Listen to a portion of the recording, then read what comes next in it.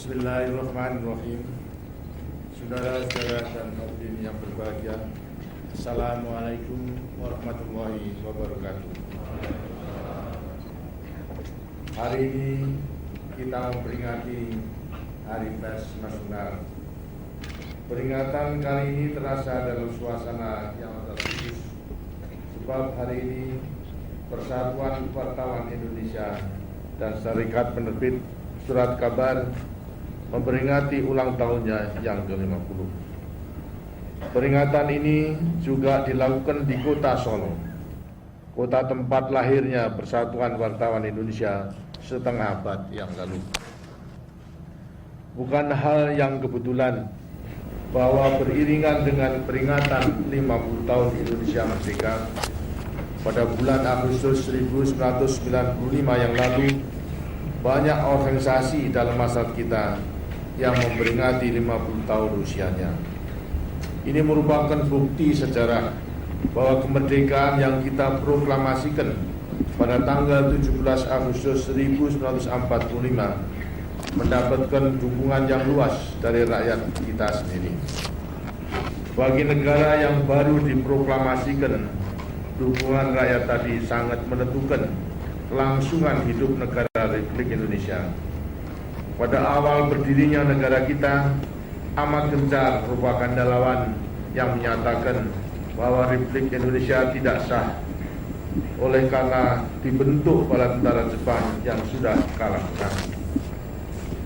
Jika propaganda lawan ini bisa mempengaruhi rakyat dan diterima oleh dunia internasional, sungguh sulit kita membayangkan apa yang akan terjadi dengan negara kita ini. Disitulah letaknya peranan penting dari dukungan rakyat ini. Proklamasi kemerdekaan yang sudah diperjuangkan demikian lama melalui berbagai cara mendapatkan dukungan di seluruh Indonesia. Itulah sebabnya mengapa demikian banyak organisasi tumbuh segera setelah proklamasi kemerdekaan itu.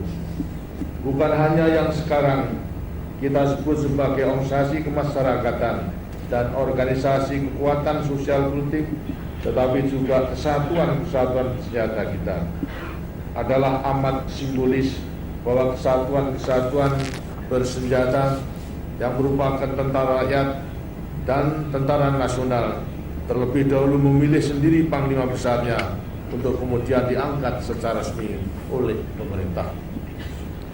Dukungan rakyat dalam berbagai bidang tadi telah berhasil meyakinkan lawan dan dunia internasional bahwa tekad kita untuk merdeka tidak bisa ditawar-tawar lagi. Setelah melancarkan perang kemerdekaan dan perjuangan diplomasi, maka pada akhir tahun 1949 dunia mengakui kemerdekaan kita ini. Dukungan rakyat seperti ini tidak hanya penting dalam tahun-tahun pertama kemerdekaan. Dukungan rakyat yang kuat terhadap negara kita perlukan sepanjang zaman.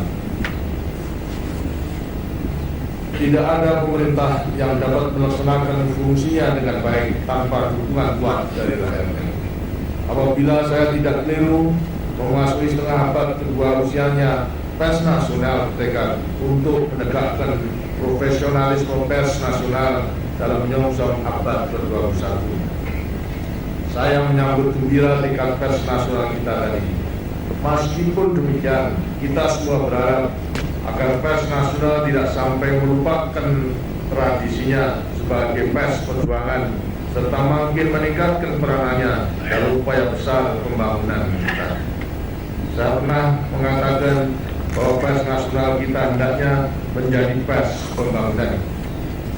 Saudara-saudara sekalian, dewasa ini kita hidup di tengah-tengah dunia yang sedang mengalami gelombang perubahan yang dahsyat, terutama di bidang informasi dan komunikasi yang merupakan bidang pergaulan pers.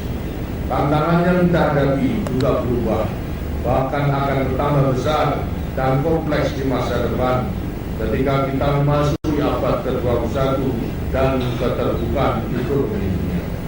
Pers nasional pun mau tidak mau harus ikut berubah. Andai kata kita tidak berhati-hati, maka perubahan ini dapat menjurus ke arah pers perjuangan yang sama sekali lain, pers akan berubah menjadi kancah perjuangan hidup dan perjuangan kepentingan baik bagi wartawan, bagi penerbit, bagi pemilik atau bagi kelompok, tetapi tidak bagi kepentingan nasional.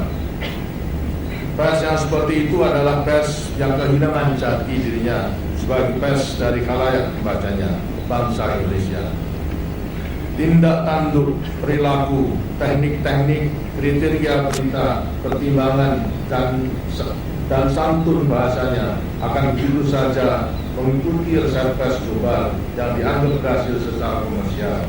Pers seperti itu tidak lagi mencerminkan ciri-ciri keindonesiaan. Dengan demikian, bukan lagi merupakan pers nasional. Jelaslah bahwa tantangan yang dihadapi pers nasional dalam tahun 50 tahun kedua usianya tidaklah ringan. Tantangannya adalah mengembangkan pers nasional yang tetap konsisten dengan jati dirinya di satu pihak dan di lain pihak dapat menyesuaikan diri di tengah-tengah perubahan zaman serta mampu bersaing dalam kancah persaingan media global. Jawabannya terletak pada kemampuan insan pers kita dalam mengembangkan pers nasional menjadi pers yang sekaligus profesional. Untuk itu, seluruh jajaran pers harus berpegang teguh pada prinsip-prinsip dan nilai-nilai profesi yang tinggi yang diterapkannya untuk menegakkan nilai-nilai yang diperjuangkan bangsanya dalam era globalisasi. Jika wartawan dan penerbit Indonesia tidak profesional, ia tidak akan dapat bertahan menghadapi persaingan yang lebih efisien dan tuntas. Tetapi jika ia tidak berpegang teguh pada jati dirinya dan meniru-niru pers global, ia tidak akan mampu menghadapi pers global yang lebih kuat dalam era perdagangan bebas. Nilai tambah yang membuat pers nasional tetap dibaca dan diikuti oleh masyarakat kita terletak pada keindonesiaannya yang tidak akan pernah dapat ditiru dan dimiliki oleh pers asing. Makin mampu yang mencerminkan jati diri bangsanya dalam zaman yang terus berubah, akan makin kuat pula jati diri khalayak pembacanya. Seterusnya, makin kuat keindonesiaan pembacanya, akan makin kuat pula lah dukungannya terhadap kehidupan pers nasional. Adalah kewajiban organisasi pers nasional, PBI maupun SBS untuk mengembangkan keprofesionalan seluruh jajaran pers dalam menghadapi era baru yang sedang kita masuki. Ciri utama seorang profesional terletak pada adanya etika profesi yang merupakan nilai-nilai yang melandasi mutu hasil karyanya. Etika profesi ini dipertaruhkan dengan integritas diri dan ditegakkan oleh organisasi profesinya. Etika sangat penting bagi pers karena ia memberikan jaminan dan menimbulkan kepercayaan kepada masyarakat bahwa apa yang dibaca itu memang mencerminkan hal yang sebenarnya. Etika juga memberikan jaminan bagi sesama insan pers bahwa persaingan dijalankan dengan sehat dan tidak ada yang berlaku curang untuk keperluan komersial. Pelaksanaan etika sangat penting untuk menjaga keberadaan pers itu sendiri.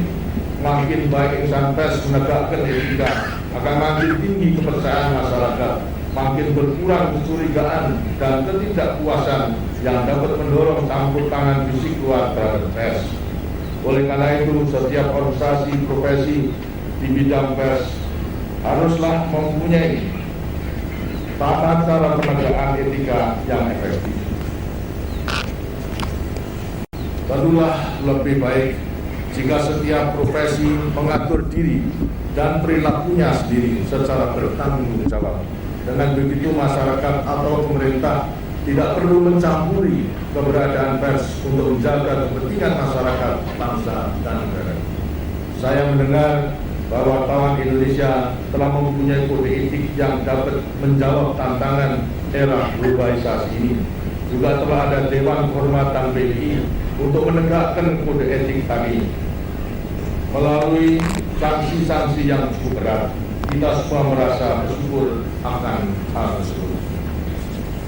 Namun akhir-akhir ini kita bersama makin sering melihat pelanggaran etika dalam pers. Makin sering kita membaca tulisan yang melanggar prinsip-prinsip yang tercantum dalam peraturan kode etik yang dibuat dan disepakati sendiri oleh wartawan. Misalnya, pemberitaan yang tidak mempertimbangkan kepatutan dan berita yang bersifat spekulatif yang dapat mengganggu rasa tentram dalam masyarakat. Kita juga makin prihatin memperhatikan berita, tulisan atau gambar yang menyesatkan, membingungkan, meresahkan, mengandung ketidakbenaran atau melecehkan kemampuan berpikir khalayak. Tidak jarang pula kita melihat pemutarbalikan atau pengaburan daripada fakta, mencampur adukkan fakta dan opini sendiri yang merugikan atau menguntungkan suatu pihak, tidak menghormati asas praduga tak bersalah, dan seterusnya. Masyarakat mengambil langkah yang kurang tepat, bahkan dapat merugikan. Karena itu, pada peringatan setengah abad usianya ini, saya menyerukan kepada seluruh jajaran pers nasional agar benar-benar memperhatikan perkembangan yang dapat merugikan pers dan masyarakat kita itu. Lebih-lebih pada saat bangsa kita berada pada awal tahap tinggal landas yang sangat menentukan masa depan bangsa kita. Untuk itu PWI dan SPS tentulah perlu mawas diri untuk menumbuhkan organisasinya menjadi lembaga yang semakin profesional sehingga dapat mengembangkan masa pers yang juga semakin profesional. Sudah sepatutnya pula jika kita mengingat baik-baik salah satu tujuan kemerdekaan yang tercantum dalam pembukaan Undang-Undang Dasar 1945 dan yang masih harus kita wujudkan dengan lebih baik. Tujuan itu dan juga diingatkan dalam Kode Etik Wartawan Indonesia adalah mencerdaskan kehidupan bangsa. Kecerdasan kehidupan bangsa tidak dapat dicapai dengan pendidikan semata-mata atau hanya dengan memberikan kepada masyarakat fasilitas pengajaran. Lebih dari itu, kecerdasan hanya mungkin dikembangkan secara terus-menerus di segala bidang kehidupan dengan memberikan wawasan kepada masyarakat untuk menemukan makna dari setiap segi kehidupan yang dihadapinya. Jelaslah bahwa pers merupakan salah satu lembaga yang paling penting dalam proses kecerdasan ini. Hal ini hanya mungkin terlaksana jika pers memahami tanggung jawab profesionalnya dan mencapai tujuan tadi. Dengan harapan dan ajaan tadi, saya sampaikan ucapan selamat kepada seluruh jajaran pers nasional yang hari ini genap usia setengah abad. Tingkatkanlah selalu profesionalisme, idealisme, dan realisme dalam mengembangkan tanggung jawab moral dan tanggung jawab politik pers nasional pada bangsa kita yang sedang berjuang membangun diri dalam dunia masa depan yang makin lama makin penuh dengan tantangan.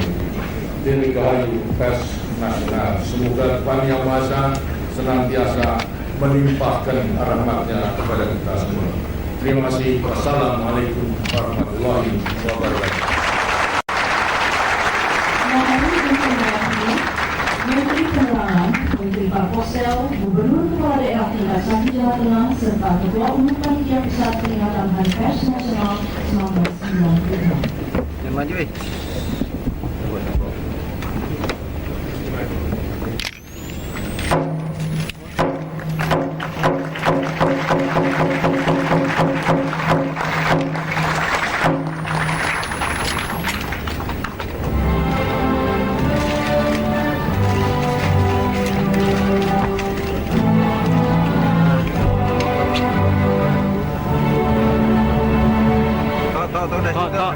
Rianto, udah diem aja deh, itu aja tuh.